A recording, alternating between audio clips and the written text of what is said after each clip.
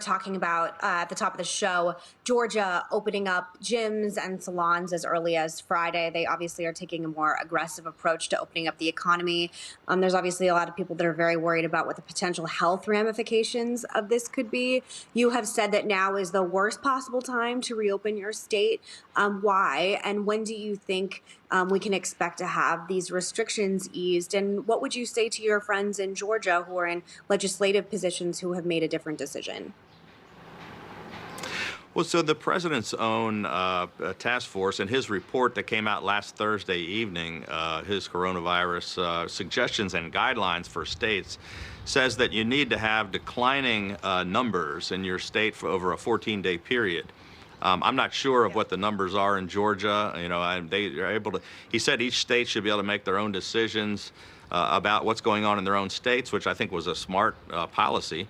But in our state, unfortunately, the numbers in the Baltimore-Washington corridor, in the Maryland, D.C., and Virginia area, because of some of the early and aggressive actions that we took to flatten and lengthen the curve, our numbers are lower, but we're on the rise. And in the Washington area, we just announced here today in our region 25,000 cases and 1,000 deaths. So we're not able to start opening things up. It's the wrong time, according to all the experts and according to the president's own plan, but I'm just as anxious as anybody to get our economy open when we could do it in a safe way. I'm a lifelong small business person who I feel for the people that are not able to work, and I feel for the small businesses that are suffering.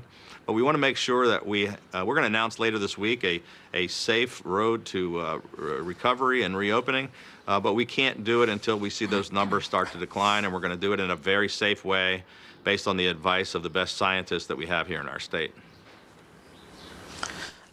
Okay, Governor, thank you for being on the show. I appreciate that you're trying to do your best.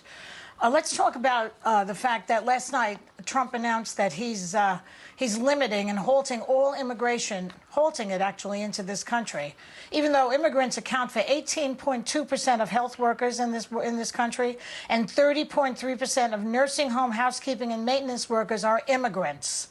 Okay, he tweeted that he wanted to protect the jobs of our great American citizens. Well, do you support that measure? Will it really help? Or is this just one of his distractions that he's very famous for? I didn't really see that tweet, Joy, and I try not to pay any attention to the tweets from the president because apparently he was tweeting about me last night as well, and I didn't get a chance to read any of those either. But it's not really a policy, and he hasn't, I don't think, rolled out any kind of a proposal.